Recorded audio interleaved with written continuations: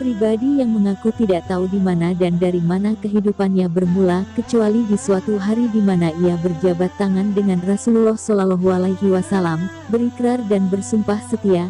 Saat itulah dia merasa dilahirkan kembali sebagai manusia. Dialah orang yang tidak pernah tidur dan tidak membiarkan orang lain tidur. Suatu saat Khalid bin Walid pernah menceritakan perjalanannya dari Mekah menuju Madinah kepada Rasulullah. Aku menginginkan seorang teman seperjalanan, lalu kujumpai Utsman bin Talha, kuceritakan kepadanya apa maksudku, ia pun segera menyetujuinya. Kami keluar dari kota Mekah sekitar dini hari, di luar kota kami berjumpa dengan Amr bin Aish. Maka berangkatlah kami bertiga menuju kota Madinah, sehingga kami sampai di kota itu di awal hari bulan Safar tahun yang ke-8 Hijriah.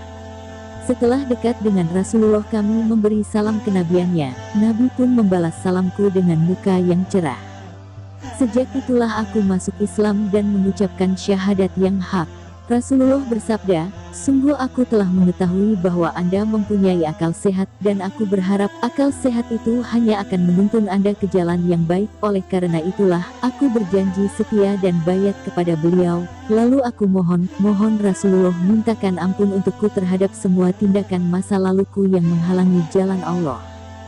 Dalam perang Mu'tah, ada 3 orang syuhada pahlawan, mereka adalah Zaid bin Haritsah, Ja'far bin Abi Thalib, dan Abdullah bin Rawahah. Mereka bertiga adalah syuhada pahlawan si pedang Allah di tanah Syria. Untuk keperluan perang Mu'tah ini, pasukan musuh, pasukan Romawi mengerahkan sekitar 200.000 prajurit. Dalam hal ini Rasulullah bersabda, panji perang di tangan Zaid bin Haritsah, ia bertempur bersama panjinya sampai ia tewas. Kemudian panji tersebut diambil alih oleh Ja'far, yang juga bertempur bersama panjinya sampai ia gugur sebagai syahid. Kemudian giliran Abdullah bin Rawahah memegang panji tersebut sambil bertempur maju, hingga ia juga gugur sebagai syahid. Kemudian panji itu diambil alih oleh suatu pedang dari pedang Allah, lalu Allah membukakan kemenangan di tangannya. Sesudah panglima yang ketiga gugur menemui syahidnya, dengan cepat Sabit bin Arkam menuju bendera perang tersebut, lalu membawanya dengan tangan kanannya dan mengangkatnya tinggi-tinggi di tengah-tengah pasukan Islam agar barisan mereka tidak kacau balau, dan semangat pasukan tetap tinggi. Tak lama sesudah itu, dengan gesit ia melarikan kudanya ke arah Khalid bin Walid, sambil berkata kepadanya, peganglah panji ini, wahai Abu Sulaiman. Khalid merasa dirinya sebagai seorang yang baru masuk Islam tidak layak memimpin pasukan yang di dalamnya terdapat orang-orang Ansor dan Muhajirin yang terlebih dahulu masuk Islam daripadanya. Sopan, rendah hati, arif, bijaksana, itulah sikapnya. Ketika itu ia menjawab, tidak, jangan saya yang memegang panji suci ini, engkaulah yang paling berhak memegangnya, engkau lebih tua, dan telah menyertai perang Badar. Sabit menjawab, ambillah, sebab engkau lebih tahu siasat perang daripadaku, dan demi Allah aku tidak akan mengambilnya kecuali untuk diserahkan kepadamu. Kemudian ia berseru kepada semua pasukan muslim, bersediakah kalian di bawah pimpinan Khalid? Mereka menjawab, setuju. Dengan gesit panglima baru ini melompati kudanya, didekapnya panji suci itu dan mencondongkannya ke arah depan dengan tangan kanannya, seakan hendak memecahkan semua pintu yang terkunci itu, dan sudah tiba saatnya untuk didobrak dan diterjang. Sejak saat itulah, kepahlawanannya yang luar biasa terkuak dan mencapai titik puncak yang telah ditentukan oleh Allah baginya. Saat perang Mu'tah inilah korban di pihak kaum muslimin banyak berjatuhan, dengan tubuh-tubuh mereka berlumuran darah, sedang bala tentara Romawi dengan jumlah yang jauh lebih besar, terus maju laksana banjir yang terus menyapu medan tempur. Dalam situasi yang sangat sulit itu, tak ada jalan dan taktik perang yang bagaimanapun akan mampu merubah keadaan. Satu-satunya jalan yang dapat dilakukan oleh seorang komandan perang ialah bagaimana melepaskan tentara Islam ini dari kemusnahan total dengan mencegah jatuhnya korban yang terus berjatuhan, serta berusaha keluar dari keadaan itu dengan sisa-sisa yang ada dengan selamat. Pada saat yang genting itu, tampillah Khalid bin Walid, si pedang Allah, yang menyorot seluruh medan tempur yang luas itu, dengan kedua matanya yang tajam. Diaturnya rencana dan langkah yang akan diambil secepat kilat, kemudian membagi pasukannya ke dalam kelompok-kelompok besar dalam suasana perang berkecamuk terus. Setiap kelompok diberinya tugas sasaran masing-masing, lalu dipergunakanlah seni mudanya yang membawa mukjizat dengan kecerdikan akalnya yang luar biasa, sehingga akhirnya ia berhasil membuka jalur luas di antara pasukan Romawi. Dari jalur itulah seluruh pasukan Muslim menerobos dengan selamat. Karena prestasinya dalam perang inilah Rasulullah menganugerahkan gelar kepada Khalid bin Walid, si pedang Allah yang senantiasa terhunus. Sepeninggal Rasulullah, wafat Abu Bakar memikul tanggung jawab sebagai khalifah. Dia menghadapi tantangan yang sangat besar dan berbahaya, yaitu gelombang kemurtadan yang hendak menghancurkan agama yang baru berkembang ini. Berita-berita tentang pembangkangan kaum-kaum dan suku-suku di Jazirah Arab ini, dari waktu ke waktu semakin membahayakan. Dalam keadaan genting seperti ini, Abu Bakar sendiri maju untuk memimpin pasukan Islam. Tetapi para sahabat utama tidak sepakat dengan tindakan Abu Bakar ini. Semuanya sepakat untuk meminta khalifah agar tetap tinggal di Madinah. Sayyidina Ali terpaksa menghadang Abu Bakar dan memegang tali kekang kuda yang sedang ditungganginya untuk mencegah keberangkatannya bersama pasukannya menuju medan perang, sembari berkata, "Hendak kemana engkau wahai khalifah Rasulullah? Akan kukatakan kepadamu apa yang pernah dikatakan Rasulullah di hari Uhud, simpanlah pedangmu wahai Abu Bakar, jangan engkau cemaskan kami dengan dirimu." Di hadapan desakan dan suara bulat kaum muslimin, khalifah terpaksa menerima untuk tetap tinggal di kota Madinah. Maka setelah itu, dibagilah tentara Islam menjadi 11 kesatuan, dengan beban tugas tertentu. Sedang sebagai kepala dari keseluruhan pasukan tersebut diangkatlah Khalid bin Walid. Dan setelah menyerahkan bendera kepada masing-masing komandannya, khalifah mengarahkan pandangan kepada Khalid bin Walid sambil berkata, "Aku pernah mendengar Rasulullah bersabda, bahwa sebaik-baik hamba Allah dan kawan sepergaulan ialah Khalid bin Walid, sebilah pedang di antara pedang Allah yang ditebaskan kepada orang-orang kafir dan munafik." Khalid pun segera melaksanakan tugasnya dengan berpindah-pindah dari suatu tempat medan tempur ke pertempuran yang lain, dari suatu kemenangan ke kemenangan berikutnya. Datanglah perintah dari Khalifah Abu Bakar kepada panglima yang tak tertandingi ini agar berangkat menuju Yamamah untuk memerangi Bani Hanifah bersama kabilah-kabilah yang telah bergabung dengan mereka yang terdiri dari gabungan aneka ragam tentara murtad yang paling berbahaya. Pasukan ini dipimpin oleh Musailimah Al-Kadzdzab. Khalid bersama pasukannya mengambil posisi di dataran bukit-bukit pasir Yamamah dan menyerahkan bendera perang kepada komandan-komandan pasukannya, sementara Musailamah menghadapinya dengan segala kecongkakan dan kedurhakaan bersama dengan pasukan tentaranya yang sangat banyak, seakan-akan tak akan habis-habisnya. Di tengah pertempuran yang berkecamuk amat dahsyat ini, Khalid melihat keunggulan musuh. Ia lalu memacu kudanya ke suatu tempat tinggi yang terdekat, lalu ia melayangkan pandangannya ke seluruh medan tempur. Pandangan cepat yang diliputi ketajaman dan naluri perangnya, dengan cepat ia dapat mengetahui dan menyimpulkan titik kelemahan pasukannya. Ia dapat merasakan ada rasa tanggung jawab yang mulai melemah di kalangan prajuritnya di tengah serbuan-serbuan mendadak pasukan Musailamah. Maka diputuskanlah secepat kilat untuk memperkuat semangat tempur dan tanggung jawab pasukan muslimin itu. Dipanggilnya komandan-komandan teras dan sayap, ditertibkannya posisi masing-masing di medan tempur, kemudian ia berteriak dengan suaranya yang mengesankan kemenangan. "Tunjukkanlah kelebihanmu masing-masing, akan kita lihat hari ini jasa setiap suku."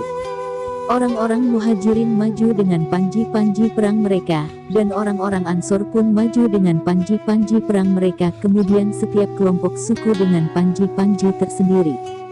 Semangat juang pasukannya jadi bergelora lebih panas membakar, yang dipenuhi dengan kebulatan tekad menang atau mati syahid.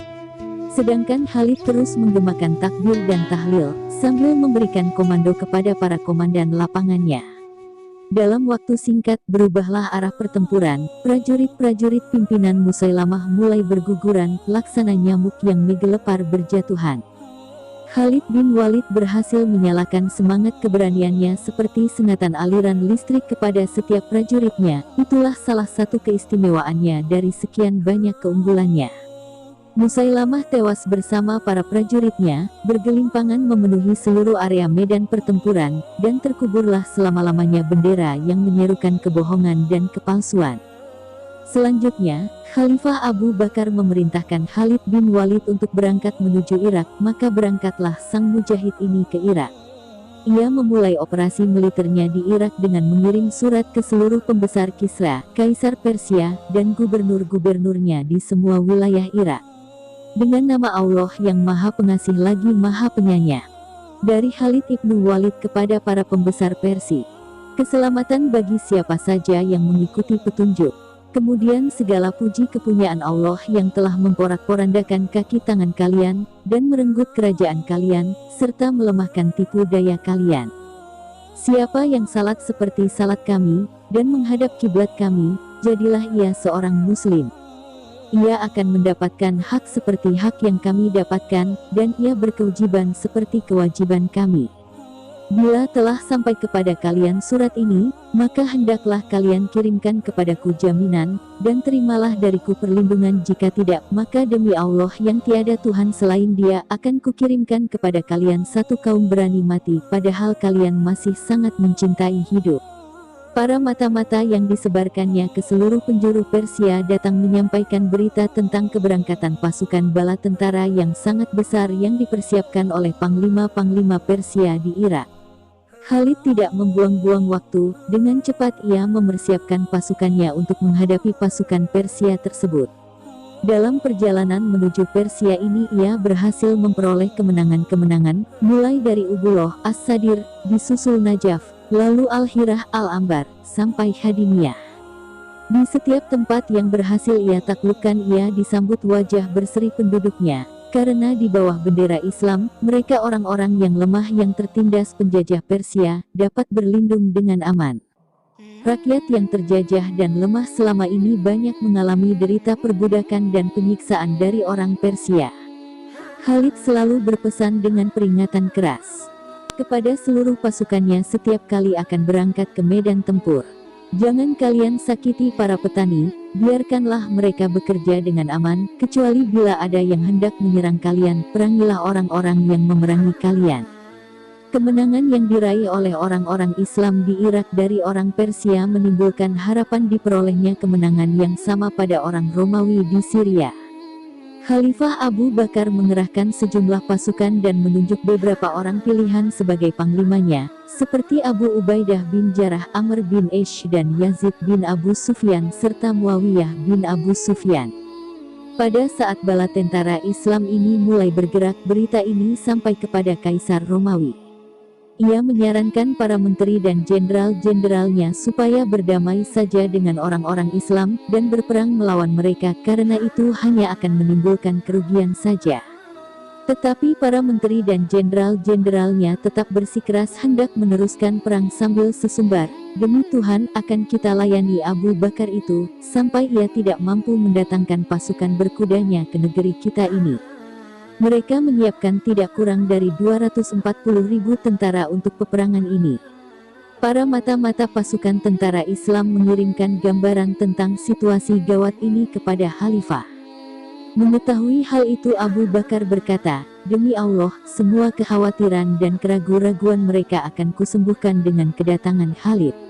Penyembuh kekhawatiran ini, berupa perintah berangkat ke negeri Syam kepada Khalid untuk memimpin seluruh pasukan Islam yang sudah mendahului berada di sana.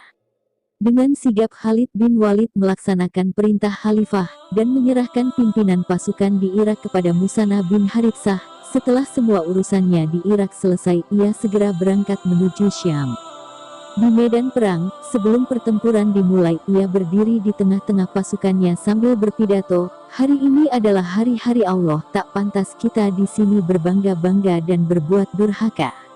Ikhlaskanlah jihad kalian, dan harapkan ridho Allah dengan perangmu. Mari kita bergantian memegang pimpinan, yaitu secara bergiliran. Hari ini salah seorang memegang pimpinan, besok yang lain, lusa yang lain lagi, sehingga seluruhnya mendapat kesempatan memimpin." Bala tentara Romawi, jika dilihat dari besarnya jumlah tentara dan perlengkapan persenjataan yang mereka miliki, merupakan sesuatu yang sangat mendebarkan bagi siapa saja yang melihatnya. Tak diragukan lagi, bahwa pasukan Islam sebelum kedatangan Khalid bin Walid merasa gentar dan cemas serta gelisah dalam jiwa mereka. Hanya karena iman merekalah yang membuat hati mereka mantap. Bagaimanapun hebatnya orang-orang Romawi dan bala tentaranya, tapi Abu Bakar telah berkata, Khalid yang akan menyelesaikannya, demi Allah, segala kekhawatiran mereka akan kulenyapkan dengan seorang Khalid. Biarkan orang-orang Romawi dengan segala kehebatannya itu datang. Bukankah bagi kaum muslimin ada tukang pukulnya? Khalid bin Walid membriefing komandan-komandan tentaranya dengan mempersiapkan dan membagi-bagi pada beberapa kesatuan besar. Diaturnya langkah-langkah taktik dan strategi untuk menyerang dan bertahan untuk menandingi taktik-taktik tentara Romawi, seperti yang telah dialaminya dari kawan-kawannya orang Persia di Irak dengan melukiskan setiap kemungkinan dari peperangan ini. Sebelum terjun ke kancah peperangan, ada satu hal yang sedikit mengganggu pikirannya, yaitu kemungkinan sebagian anggota pasukannya yang melarikan diri, terutama mereka yang baru saja masuk Islam setelah mereka melihat kehebatan dan keseraman tentara Romawi. Salah satu rahasia kemenangan-kemenangan istimewa yang diraih Khalid dalam setiap pertempuran ialah, sabat artinya tetap tabah dan disiplin. Ia melihat bahwa larinya 2-3 orang prajurit akan menyebarkan kepanikan dan kekacauan pada seluruh kesatuan yang akan berakibat fatal, dan ini merupakan bencana. Oleh sebab itu, tindakannya sangat tegas dan keras sekali terhadap mereka yang membuang senjata dan melarikan diri dari medan pertempuran. Maka dalam peperangan Yarmuk ini, setelah seluruh pasukannya mengambil posisi, dipanggilnya perempuan-perempuan muslimah untuk memanggul senjata. Mereka diperintahkan untuk mengambil posisi di belakang barisan pasukan muslimin di setiap penjuru. Khalid berpesan kepada mereka, siapa saja yang melarikan diri dari medan pertempuran ini, bunuh saja mereka. Sebelum pertempuran dahsyat itu berlangsung, Panglima tentara Romawi meminta Khalid tampil ke depan karena ingin berbicara dengannya. Khalid tampil ke depan sehingga mereka berdua saling berhadapan di atas punggung kuda masing-masing di suatu tempat tanah lapang di antara kedua pasukan. Panglima pasukan tentara Romawi yang bernama Mahan itu berkata kepada Khalid, kami tahu bahwa yang mendorong kalian keluar dari negeri kalian tidak lain hanyalah karena kelaparan dan kesulitan. Jika kalian setuju, saya beri dari masing-masing kalian ini 10 dinar lengkap dengan pakaian dan makanan asalkan kalian pulang kembali ke negeri kalian. Dan di tahun yang akan datang saya akan kirimkan sebanyak itu pula. Mendengar itu, bukan main marahnya Khalid, tapi Khalid tetap ditahan. Sambil menggetakkan giginya, ia menganggap suatu penghinaan dan kekurang ajaran dari Panglima Romawi itu. Lalu dijawabnya dengan berucap, bahwa yang mendorong kami keluar dari negeri kami, bukan karena lapar seperti yang Anda kira, tapi kami adalah suatu bangsa yang biasa minum darah. Dan kami sangat paham, bahwa tak ada darah yang lebih manis dan lebih enak dari darah orang-orang Romawi, karena itulah kami datang. Panglima Khalid bin Walid menggeretakkan kekang kudanya, sambil kembali ke barisan pasukannya, diangkatnya bendera tinggi-tinggi sebagai tanda dimulainya pertempuran. Allahu Akbar, berhembuslah angin surga, teriaknya. Di tengah-tengah pertempuran sengit itu berlangsung, ada salah seorang dari tentara muslim yang mendekati Abu Ubaidah bin Jarrah, sambil berkata, aku sudah bertekad untuk mati syahid, apakah Anda mempunyai pesan penting yang bisa kusampaikan kepada Rasulullah, jika aku menemuinya nanti? Abu Ubaidah menjawab, ada, sampaikan kepada beliau, ya Rasulullah, sesungguhnya kami telah menemukan bahwa apa yang telah dijanjikan Allah memang benar. Setelah itu, lelaki itu pergi menyeruak ke tengah-tengah medan pertempuran dengan menyerang bagai anak panah yang lepas dari busurnya. Ia menyerbu ke tengah-tengah pertempuran dahsyat, merindukan tempat peraduan, sampai akhirnya ia mati syahid. Dia adalah Ikrimah Abu Jahal, anak Abu Jahal. Ia berseru kepada barisan tentara orang-orang Islam pada saat tekanan tentara Romawi semakin berat. Dengan suara lantang, dia berkata, sungguh aku telah lama memerangi Rasulullah di masa lalu, sebelum aku mendapat hidayah dari Allah, masuk Islam. Apakah pantas aku lari hari ini, dari musuh-musuh Allah ini? Sambil berteriak ia berseru kepada pasukan muslim, siapa yang bersedia dan berjanji untuk mati? Sekelompok pasukan muslimin berjanji kepada Ikrimah untuk berjuang sampai mati, kemudian mereka sama-sama menyerbu ke jantung pertahanan musuh. Mereka hanya mencari kemenangan, tetapi jika kemenangan itu harus ditebus dengan jiwa raganya, mereka sudah siap untuk mati syahid. Allah menerima pengorbanan dan bayat mereka, mereka semuanya mati syahid. Di tengah pertempuran sengit itu, Khalid bin Walid mengerahkan 100 orang tentaranya, tidak lebih. Mereka diperintahkan untuk bersamanya menyerbu sayap kiri pasukan tentara Romawi yang jumlahnya tidak kurang dari 40.000 orang tentara. Khalid berpesan kepada mereka, "Demi Allah, yang diriku di tangannya, tak ada lagi kesabaran dan ketabahan yang tinggal pada orang-orang Romawi, kecuali apa yang kami lihat. Sungguh, aku berharap Allah memberikan kesempatan kepada kalian untuk menebas batang-batang leher mereka." Kehebatan Khalid bin Walid ini sangat mengagumkan para panglima dan komandan tentara Romawi. Hal ini mendorong salah seorang dari mereka, bernama Georgius, mengundang Khalid pada saat-saat peperangan berhenti beristirahat untuk bercakap-cakap. Panglima Romawi itu berkata kepada Khalid, "Tuan Khalid, jujurlah Anda kepadaku, jangan berbohong, sebab orang merdeka itu tak pernah bohong. Apakah Tuhan telah menurunkan sebilah pedang kepada Nabi Anda dari langit, lalu pedang itu diberikannya kepada Anda, hingga setiap Anda hunuskan terhadap siapapun, pedang tersebut pasti membinasakannya?" Jawab Khalid, "Oh, tidak." Orang itu bertanya lagi, "Mengapa Anda dinamakan si pedang Allah?" Jawab Khalid, "Sesungguhnya Allah telah mengutus Rasul-Nya kepada kami, sebagian kami ada yang membenarkannya, dan sebagian lagi ada yang mendustakannya sehingga Allah menjadikan hati kami menerima Islam, dan memberi petunjuk kepada kami melalui Rasul-Nya, lalu kami berjanji setia kepadanya. Rasulullah mendoakanku dan berkata kepadaku, engkau adalah pedang Allah di antara sekian banyak pedang-pedangnya. Demikianlah, maka aku diberi julukan pedang Allah." Dialog selanjutnya terjadi antara panglima itu dengan Khalid. "Kepada siapa Anda sekalian diserunya?" "Kepada mentauhidkan Allah dan kepada Islam." "Apakah orang-orang yang masuk Islam sekarang akan mendapatkan pahala seperti Anda juga?" "Memang, bahkan lebih." "Bagaimana dapat terjadi padahal Anda telah lebih dahulu memasukinya?"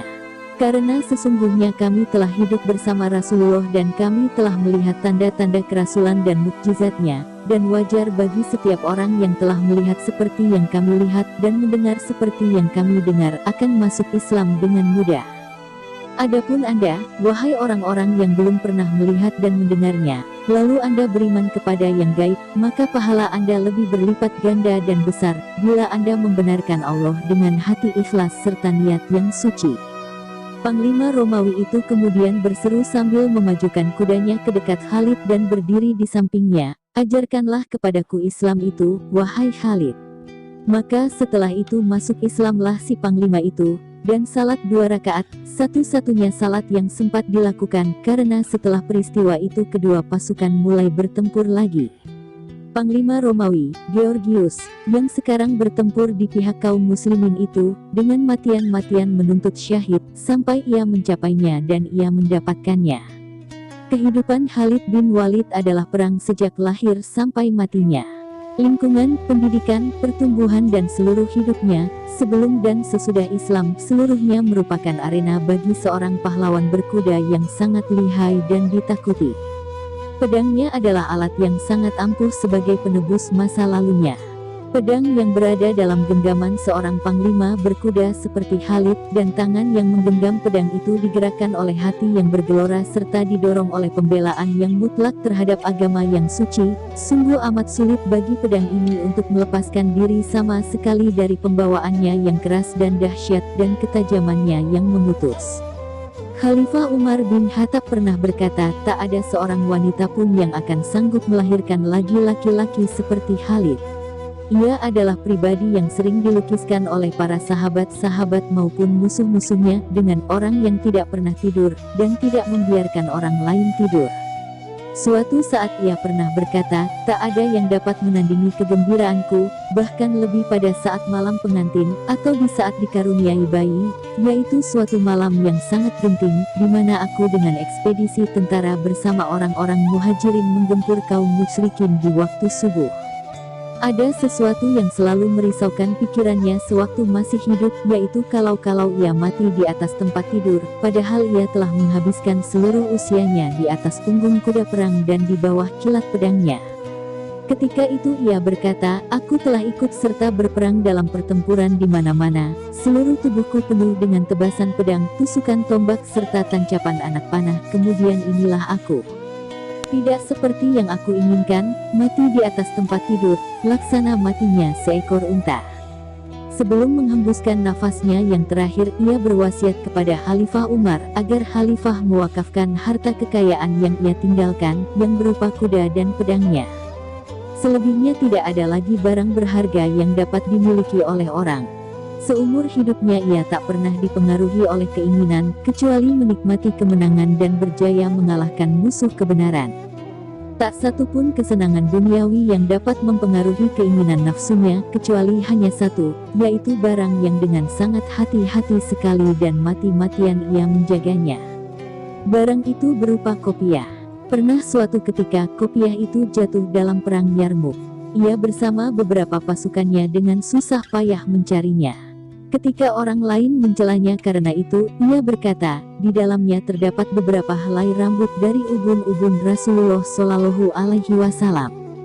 Di saat jenazahnya diusung, beberapa sahabat keluar dari rumahnya. Sang ibu memandangnya dengan kedua mata yang bercahaya memperlihatkan kekerasan hati, tapi disaput awan duka cita, lalu melepaskannya dengan kata-kata, "Jutaan orang tidak dapat melebihi keutamaanmu.